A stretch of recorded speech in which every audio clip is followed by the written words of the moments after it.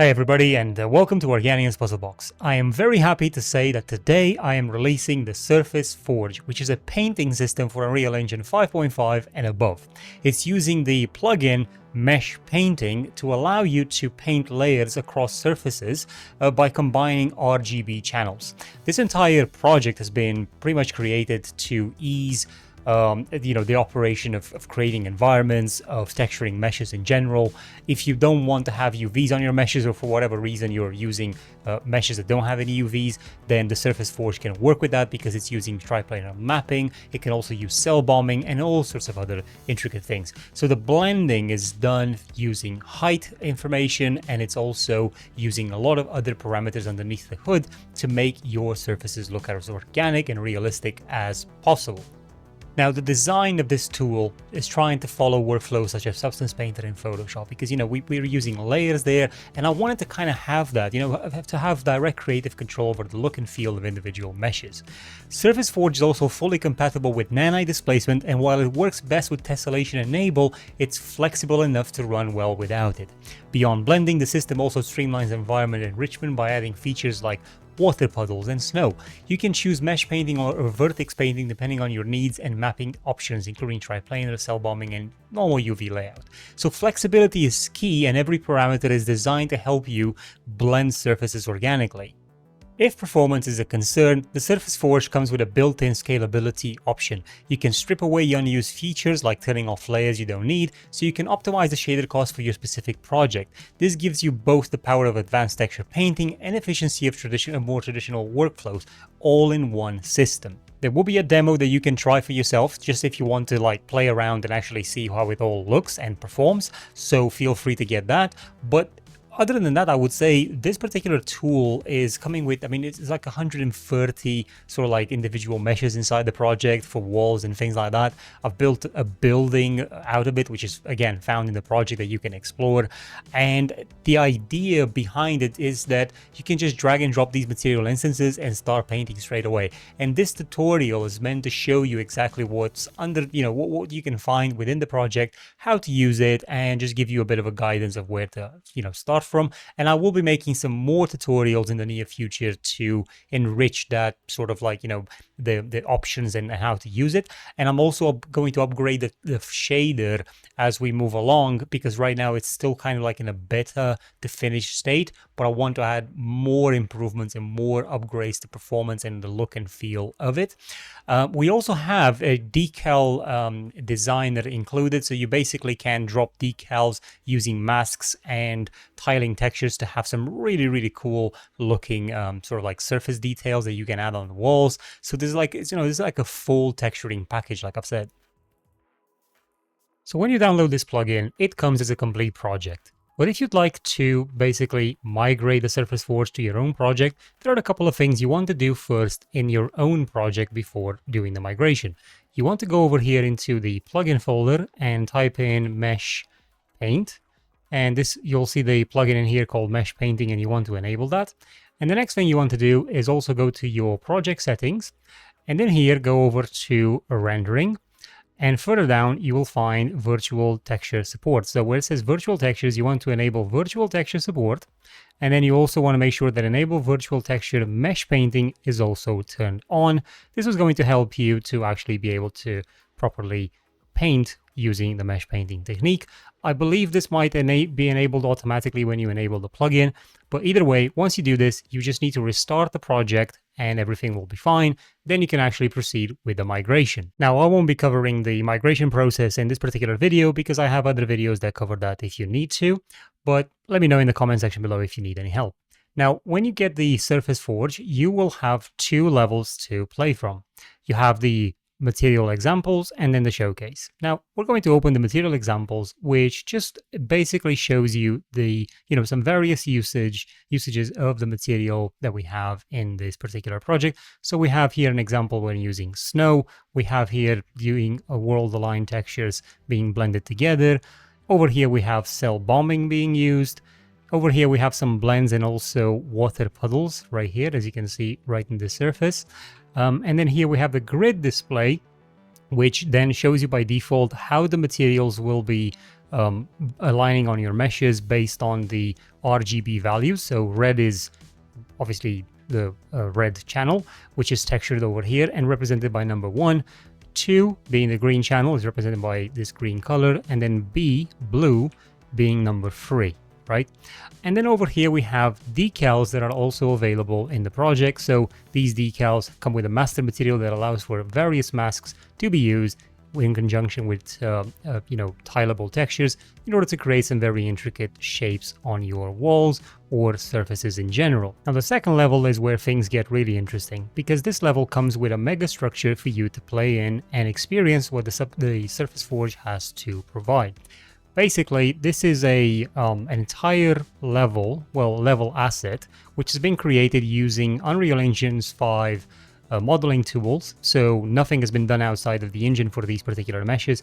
Everything is done with booleans, cubes, spheres, cylinders, things like that, and then just using the modeling tools to expand and create some very, very intricate shapes that we could then use the Surface Forge to paint on to really give it a lot of life and personality. Now, all of this is actually designed by and inspired by this aged German warehouse building I found on Sketchfab. I'll put the link in the description below of the building, but this is what it's trying to kind of copy, so to speak. So we've used the Unreal Engine 5's modeling tools to represent this. So you can see in here where I've done like a block out of it, and then this block out turned into this higher poly level after I've used the modeling tools to add more to tessellate the geometry, and then use the Surface Forge and use displacement to drive all the details of it. So when you compare it to this particular building, you can see that I've tried to bring it together so it kind of lines up and looks very similar to it, but I obviously took some some actual artistic liberties when recreating it, because obviously I could be a lot more accurate to it, but then I found that there's a lot of things that, would probably take longer than what I wanted. I only spent a couple of hours making this, so you could probably, I don't know, about 5-6 hours of hard modeling, and then Surface Forge was immediately useful to fully texture this, because I have a lot of material instances for concrete, bricks, and so on, and I just threw them onto the mesh and then just started painting away very seamlessly between every surface in order to give it this effect. So, for example, right here you have 2 different panels. I'll show you if I edit this level. So there are 2 different panels right here, but I can paint across both of them using the Surface Forge, seamlessly blending them together. So for example, I could have the brick from over here transferring into over here if I wanted to, or vice versa. And obviously we've got these decals here as well that are adding more personality to it. But if we remove the decal, you can kind of see there how the surfaces are transitioning. Now, obviously there could be an edge in between the geometry depending on how you blend it, but there are many different areas where that is not visible as such. So for example, over here, right, we do have it a little bit here where we can see this particular level where it's kind of meeting together, but that doesn't mean that I could have just added bricks to continue this flow. And for example, like if you look over here, you can see that a lot of these are individual meshes tied in together using the Surface Forge shader, using world aligned or triplanar as they call it, mapping. Every texture surface that you see in this project is driven by a single master material that's then separated into multiple material instances. Now the beauty of the Surface Forge is the fact that we're reusing material functions all across the board to improve our performance. Thus you get a scalable solution with the Surface Forge. One thing that I want to show you, if we go over here and we have a look at screen percentage, we can put this over to like 100 rather than 69, and then we can have a look over here to enable. There should be an option over here where we have viewport stats and we can have FPS. So you can see in here it's running quite well with all of these assets, and everything in here is using Nanite displacement, and we're also using decals, parallax occlusion mapping, all sorts of things like that in order to drive the look and feel of this particular scene. Now I want to do a quick walk around with the first person character so that you can easily, see just the power of the Surface Forge at a more, close-up level. So we're moving around, just having a look at the surfaces. You'll notice there are some shadow bugs which have nothing to do with the Surface Forge. This is to do because of, this is a problem with Nanite displacement overall. It usually goes away if you move around through the level, but it's something that's been plaguing Nanite displacement for a while now, and they still haven't fixed it in Unreal Engine 5.6. Luckily, there is a fix for this. So what you can do is you can actually go over to your directional light over here and go down where you have the cast ray trace shadows and change this to enabled. Obviously, you will have to use hardware ray tracing enabled in your project settings, but if you do that, you will then have the shadows resolved. Now you're seeing this glitch where some odd shadows have now popped up on the surface, and in order to fix this, you need to add a console command, which I will put in the description below as well, but just type in r.raytracing and then .shadows and then type in type in enable two-sided geometry and then set that to 0. Once you do that, it fixes any of the shadow issues that you had, and now you have a clean scene. So if I press play again to move around with the first-person character, we'll be able to kind of see again this scene without any of the visual glitches. Look at that table right there, how crisp the detail is on it. And we're just moving around through the level. We're having a look at the floor, and obviously you can go inside this building and it's, you know, sort of empty. There's a couple of things here and there, but you can obviously do a lot more work to add more stuff into it. The level is quite big and it's consistent of 2 buildings. One of them is repeating 3 times, while then I have this particularly not so beautiful looking building. Is very dilapidated, even more so than the other one. But again, it's just another shape to play around with and have a look at how Nanite displacement and the Surface Forge is kind of functioning with it. Again, if you want, you can disable Nanite tessellation across all these surfaces quite easily, and then just see how that looks like as well. Now, I'm using 4K textures in this particular example. I wouldn't really recommend going above that if your purpose is to use it for real time. I definitely wouldn't recommend 8K unless you're doing cinematics or things like that. But usually you might want to stick with 2K for even better performance. It really depends. I also wouldn't recommend throwing the Surface Forge material on every mesh in your level unless you account for your performance budget, because the Surface Forge, as you know, full on every option enabled, is quite an expensive shader, but you can always scale it down by disabling certain things such as extra material layers if you're not going to use them. So there's no point in having a wall that has 3 textures blended together on top of it if you're only going to use the brick. So you can then disable those material layers, which I'm going to show you in a bit, which does improve performance dramatically. So the Surface Forge can be used as a more traditional shader, but also with a painting feature and other things such as fake ambient occlusion, displacement control, cell bombing, and things like that.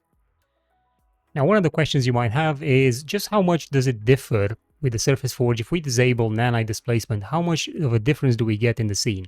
So I can actually show you by just selecting all the meshes that we have in the level and right-clicking and then go over to Nanite and just say disable Nanite for all 75 meshes. Now, once this finishes loading up, you can then see that the scene has dramatically changed now. For example, the water puddles no longer react properly. Now, this is not an issue. If you're using Surface Forge without Nanite displacement, you can paint this water in such a way that it makes a lot more sense. But right now, it was set up just to work with displacement. So obviously, we have material parameters to control the softness of the blend. But as you can see, overall, the entire scene has kind of lost its geometrical complexity because obviously we disable Nanite displacement. So all of the walls are quite flat, the floor is flat, everything about it is flat. And I can actually, you know, if I right click again and go to Nanite and enable Nanite for all 75 meshes, you can then all of a sudden see a big difference because a lot of these surfaces are now catching shadows as the sunlight, you know, hits the floor or every other wall. Now here, let me show you a more substantial example to this. Have a look over here how this texture particularly looks right now with Nanite displacement. Well, let's disable it and just see the difference between, you know, with and without. And I think the difference kind of speaks for itself. I don't think I have to, you know, explain it any further to drive this point home. You can kind of see over here, it's very flat right now. I mean, sure, from up here, it might look better. And, you know, if I press play right now and I'm just using a character, maybe from this distance, it looks rather okay, you know, but definitely there's no geometry there. But then if I right click over here and go to Nanite and enable Nanite displacement, all of a sudden we have actual geometry which completely overhauls the look and feel of this particular level. Let me show you just how easy it is to actually add material instances to something like this. So right now I have a collection of meshes put together into a level, but it doesn't really matter. You can have any type of meshes anywhere. So I'm just going to right click just to edit this level, which will allow me to now click on any one of these meshes inside. So let's say I want to add onto these panels, I want to add a wall material. So I can go over here in the Surface Forge folder, go to my materials, go to material instances, and there will be a bunch of predefined material instances to pick from. So I'm going to pick up the SF wall. So we can see in here, MI Surface Forge walls. I've just clicked on that and I can press this button, which has now added that material over like that.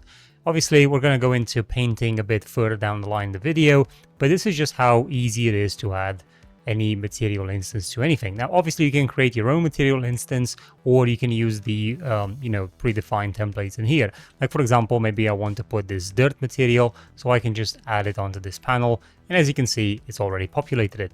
Or we can add this particular rubble material over to this wall, or we can add, anything like that. It's obviously very easy to do, as long as you drag and drop it. So you can even do drag and drop. So for example, if you select this road material, then it is quite easy to just drag and drop it straight on to that mesh over there or here, or even like that. So it's very easy to then quickly populate the scene with this material shader, and it automatically applies the material A. So whatever's on the red channel, that will be the material that will be first displayed.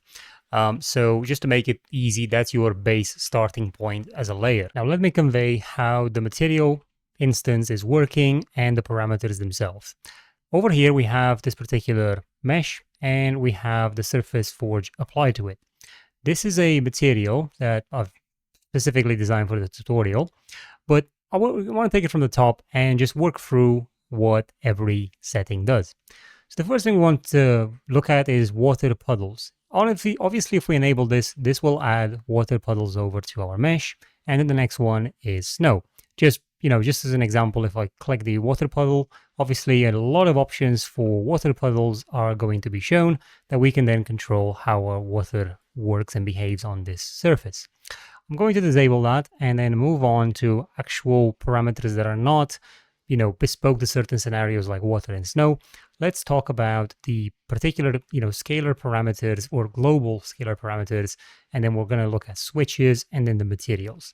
Now, what we have in here is AO breakup tiling. What this particularly does, it creates sort of a fake ambient occlusion effect, where if we tile this very much, let me just have a look here from above, you'll notice that we're adding a bit of darkness to the, to our texture based on the ambient occlusion channel. And this is going to add a bit more variation to our surface as we play around with this.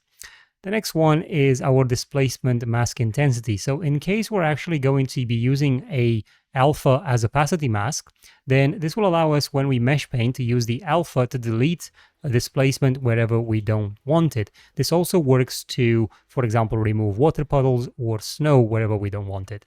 But this is basically the function of this mask. And right now it's set to -5. So whenever you actually paint with the alpha, you will be removing displacement wherever you paint on this mesh. Moving on, we have the material A contrast B and C. Now, in this particular case, material B and C are disabled, thus the contrast here won't actually do anything because there's nothing loaded within the shader. But if we enable these two layers, then we will be able to use that contrast, which we will do in a bit when I show you how the layers interact with each other. Now, the next one, we've got the normal intensity. Now, normally, this would be a positive value, but for me, for now, I'm using a negative value to give the proper normal. Obviously, if you do switch over to 1, then your normal will either follow the sun or look away from the sun. So let me just show you what I mean.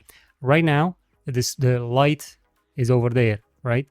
And if you look with a positive value of the normal, it looks like the shadow is on our side, even though the light is coming from there. But if we actually increase this, decrease it to -5 as an example, now the normals are displaying correctly and it's actually, working according to the sun position. So for me, I usually leave it at 0, which is the default value, but, just use -1 or -5 for, a different kind of look. But this is, as I said, the proper look that you want to go for.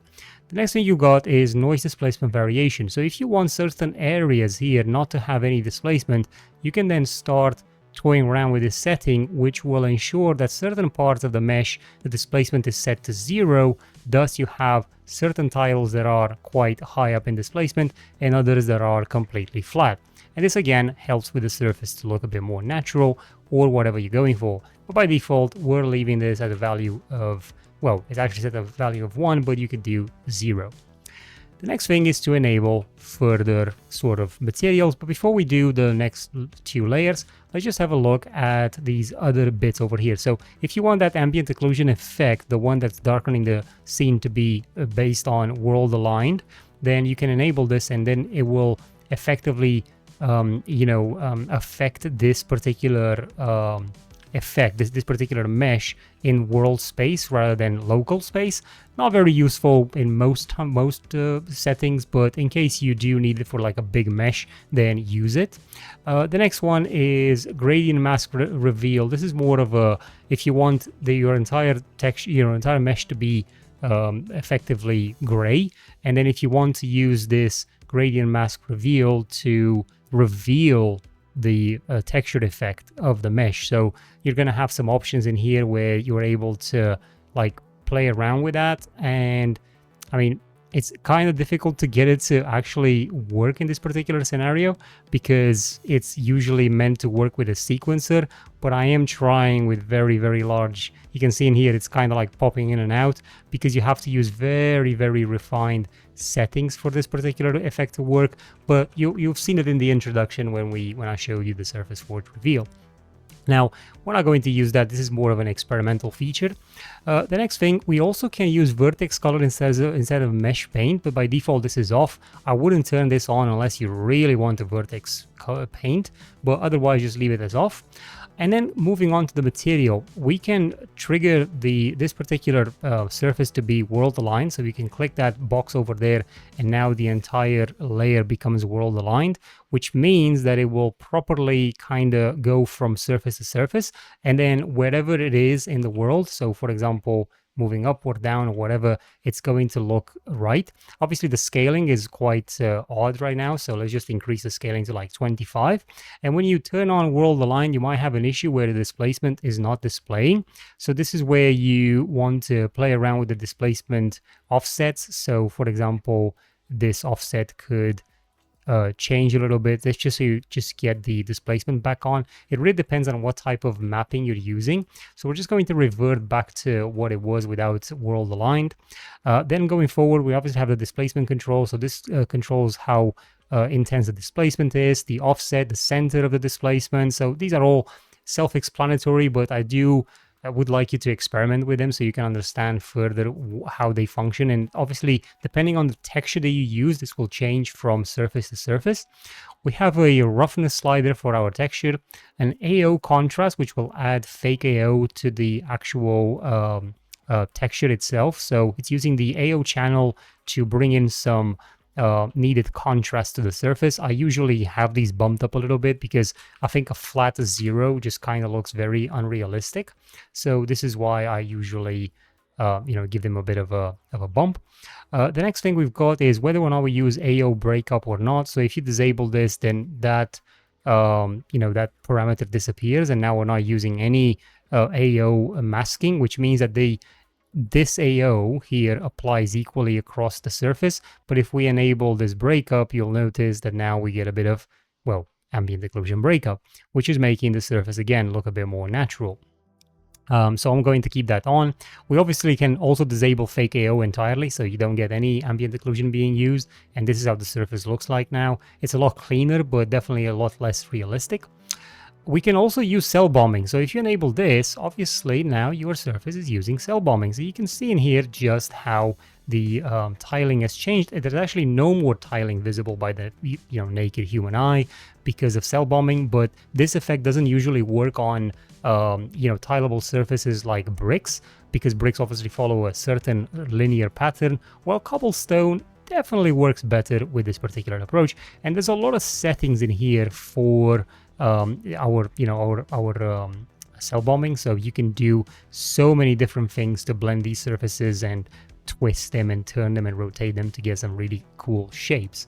Now, one thing that I would say is cell bombing is definitely expensive, more expensive than not using any mapping tricks, but it's less expensive than world aligned. So the least expensive is to basically switch over to, so for example, if I go to Alt-8, if I disable cell bombing, you can see now just the material performance right there. If I enable world aligned, you can see that it's kind of turning red. If I enable cell bombing, it just goes a little bit darker on green. So again, I would say depending on your budget, this all really matters. Now, obviously, everything can turn very red if you start using a lot of other settings like extra layers and so on. So let's just go back into the default view and disable cell bombing. And now we want to add extra layers. So we're going to add B and C. Now we've enabled them and there's nothing visible. There is no other layer, even though material B is using another texture, which is this colored concrete rebar. And then material C is using this dirty road. And material A is the one using the cobblestone. So how do we bring those materials in? So now is the time for actual mesh painting. We're going to go from selection mode over to mesh paint, and you will have this option only if you've enabled the mesh painting plugin. Once you do that, you can go over to the texture color tab, and then in here you can add a texture color map so that mesh painting knows how to actually construct your, when you paint on it, to know exactly where every layer is going.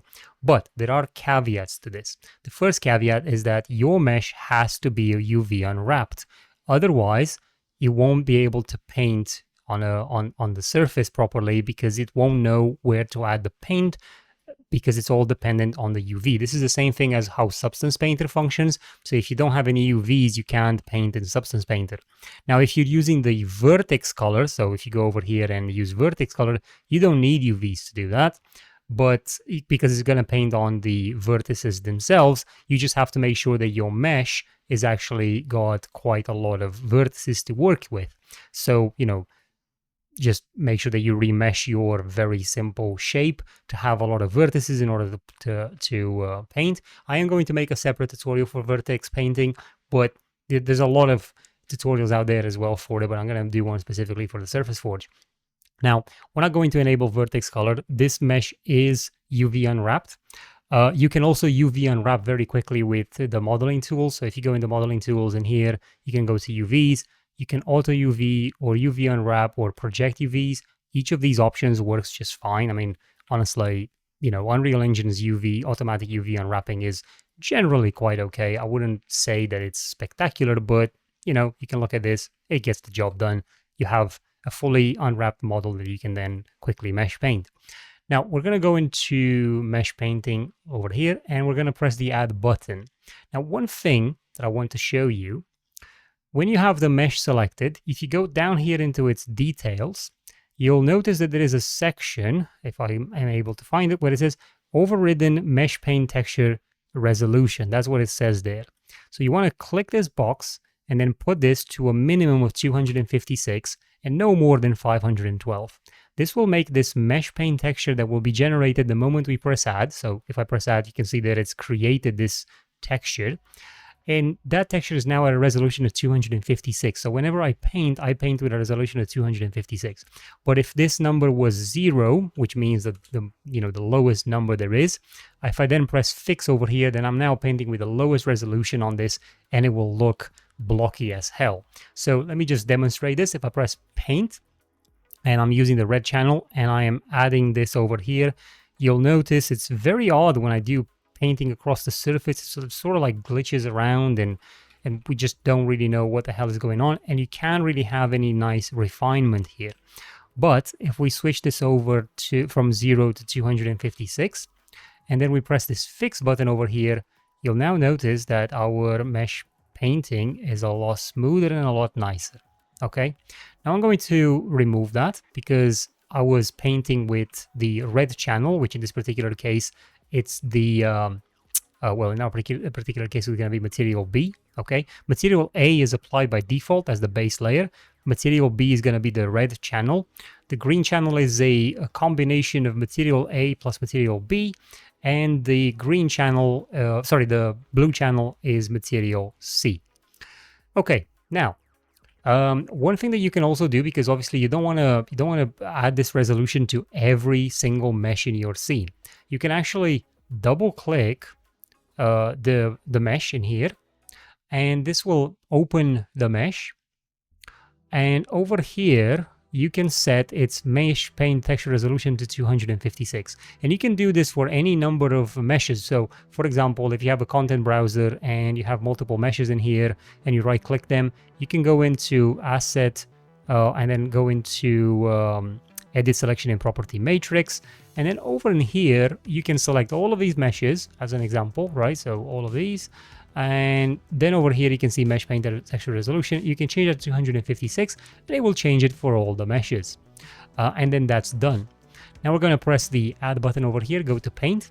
So we're currently painting with the red channel, which is adding the material in the material B, right? And then if we switch over to green, then this will add a sort of like a combination of material A and material B. So this will blend in between. And then if we go over to blue, this will paint the C material, okay? And you can see that is, the contrast between material C and material B and material A is quite evident. Now let's have a look at the material parameters and what we can do in here. Now, one thing is to go over to our global scalar parameters, and we have a contrast blend between A and B over here. So if we play around with this contrast, you can see that it's allowing either material A or material B to take control over the blend. We also have a transition phase between A and B. So again, we can do this to sync material B into A, or the other way around, get material B to overtake material A. Another thing that we've got is we can decide if we want to blend, for example, material A and C. So if we press this tick box, you will now notice that whenever we paint the green channel, it will now combine with material A. So C and A are combining. You can see over here, wherever I'm painting, it's doing this. But what if we want the material C to overpower material A? Well, you go over here and you have you have this contrast between blend A and C. So you can decrease that. And now you can see that A is syncing and and C is coming out, okay?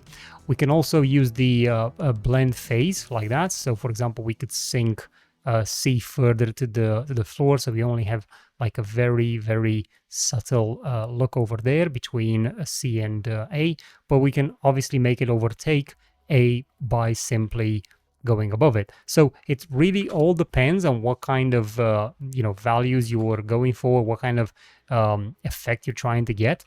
Okay, those are the basic levels of blending. One thing what we've got is blue. The blue channel will always overtake any other channel, and green will overtake red, while red will only overtake the base layer, but it will not be able to do anything to to green and blue. So the order of priority is red is the first one, green is above red, blue is above green and red. Alpha is just a channel that's allowing us to do other things. So for example, if we take alpha and we use it right now, it's currently disabling displacement wherever we paint it, okay? Because that is what we've set it to do. It says in here, use alpha as opacity mask. Now, this is obviously disabled, so by default, it's just going to remove displacement. What happens if we enable it?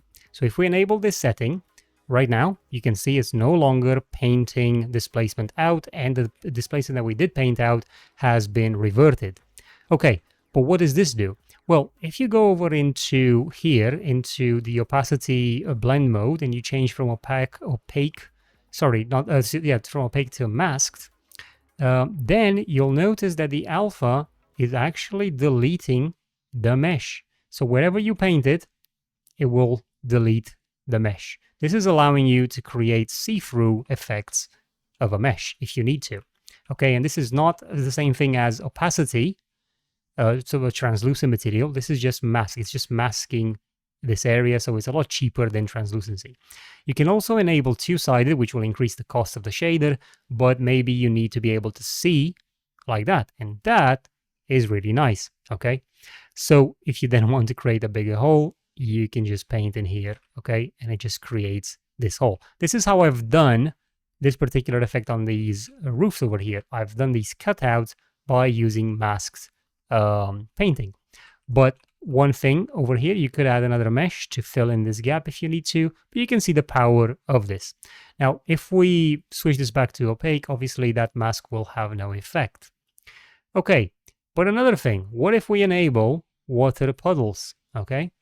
And water puddles are currently spawning here based on certain parameters. You can kind of see them there. But let's just say, you know what? I want water puddles to not sink everything up. This is a very flat surface, so water puddles are struggling to either, to properly spawn.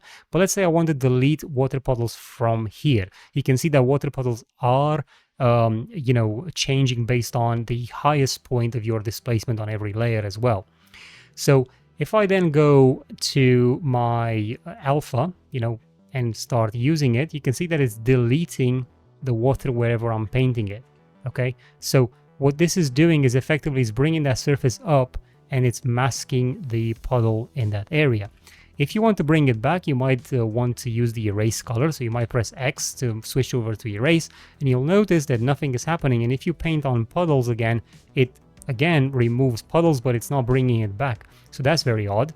So what we want to do, press X again to switch between paint and erase, go to your erase color over here and switch the alpha to 0 and press OK. Now if you hold shift and left click and paint, this will bring the water back. So that's very useful.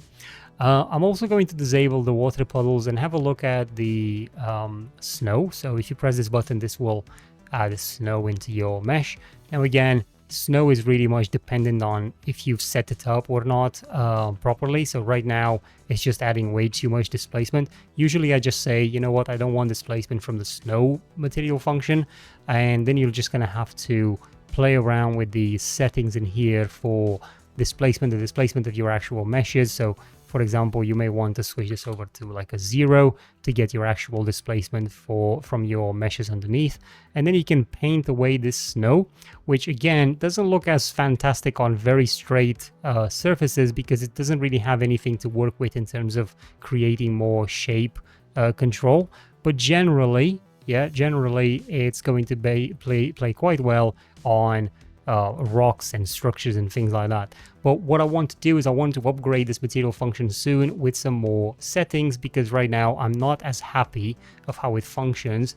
So I want to make it better, and the update will come shortly for that as well. But I hope you guys found that tutorial useful. I hope you will give the project a try. It is available on Patreon, ArtStation, Gumroad, and Fab. Feel free to get it from wherever if you'd like to try it. Message me on Discord if you have any questions, if you need any help, any support. I'm happy to help. And if you have any bugs or anything that you discover, please let me know and I will be sure to iron them out for you. So thank you for watching, and I'll see you guys in the next one. Cheers.